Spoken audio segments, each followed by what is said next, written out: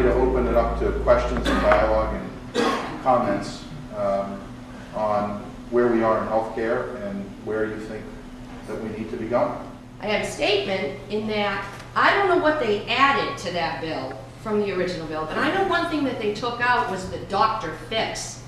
And that is money that's going to be necessary to keep doctors on board with any of this, in any respect, because they're being paid so little right now that they're starting to say we're not going to be able to take patients anymore that are on Medicaid and Medicare. We can't afford it. You pay us less than it costs us to provide the service. And they were talking about making it less in the original bill. So they have to do a doctor fix. And so that was going to increase the cost of this legislation.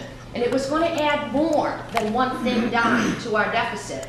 So what they've done is they have removed it from this bill and they put it in a separate piece of legislation. And it's to the tune of like $250 billion. And they stand there and they tell us with a straight face that this legislation is deficit neutral.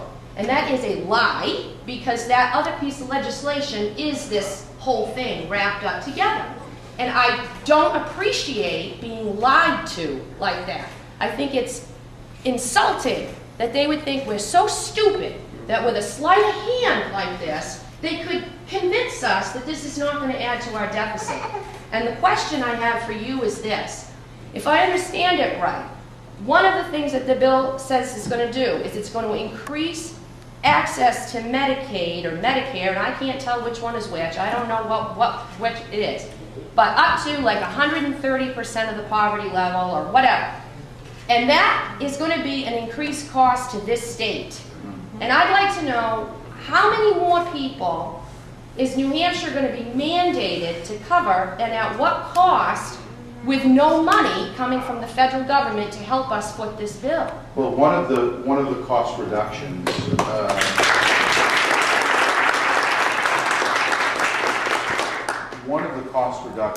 is in Medicare, where they are pushing some of the financial costs to the states. So governors across the country have been asked, Republican and Democrat, do you support this bill or do you oppose it? And in New Hampshire, because of the Medicare increase cost, if this bill passes, even Governor Lynch has said he opposes the bill. So I want to make sure people are clear about that. Because of the increased cost to New Hampshire taxpayers, our governor has said he opposes this bill. Now, if you want to reform health care, you can't be pushing costs onto other jurisdictions. We just went through that here in New Hampshire. The state of New Hampshire puts costs during this budget process to every municipality in the state, which is wreaking havoc with every municipality in the state. And I'll tell you, municipalities are doing their best to deal with it. But it was a problem. That is going to be a significant problem with this piece of legislation. And Governor Lynch is not the only Democrat governor who opposes this legislation as a result of it. The other concern I have, and I'm not quite sure why AARP supports this, because for seniors, the prescription drug component is going to go up by 20%, the cost to seniors. And I'm not sure why AARP would support that on behalf of its members. Well, don't they sell gap insurance? Yes. Doesn't AARP sell insurance to cover the whole? They do, and Do they make anything out of it? All right, well, there you go. Mystery solved.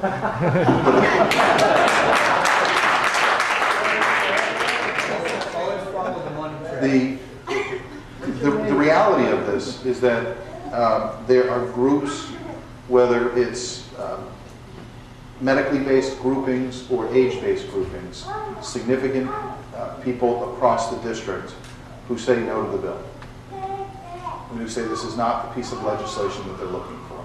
I think what people are looking for is a cost reduction to the taxpayer, a cost reduction to the employer and employee, and greater access and greater ability to determine your own path to health care. That's what people are looking for.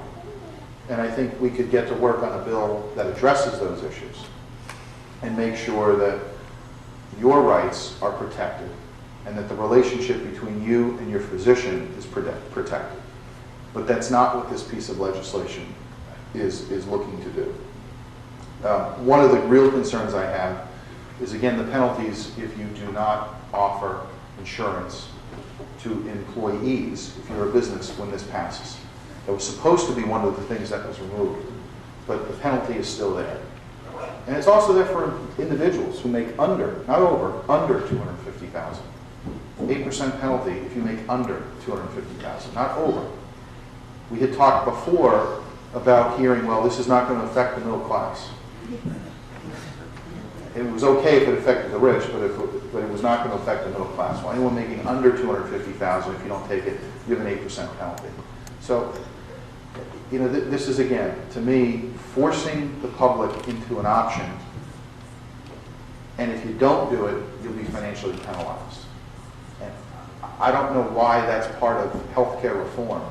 To me, healthcare reform is ensuring access, ensuring that you as the consumer have the decision-making power, and to try to work with our providers to reduce the cost to employers and to employees, and then finally ensure that if you truly don't have access to it, give you an option to ensure that you do have access to proper health care.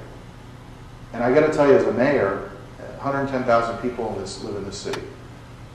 I see the problems for the costs of care that go into our hospitals each and every day. When you have someone who is uninsured, who goes into an emergency room, it costs taxpayers money by way of your premium costs. And all of our hospitals here in the city are paying millions and millions of dollars a year because of that cost that's not captured. And guess who pays it? We all do. Those are problems that should be addressed in this legislation that are not addressed. Here in Manchester, we've recognized that there is an access issue. So we're opening community-based clinics to make sure that people have access to basic health care. You see the hospitals are expanding themselves. Government's not telling them to do it. They're expanding themselves to ensure that people get the certain type of care they need. And while it's not a perfect system, and there are areas of reform that are necessary, this is clearly not the solution that people are looking for.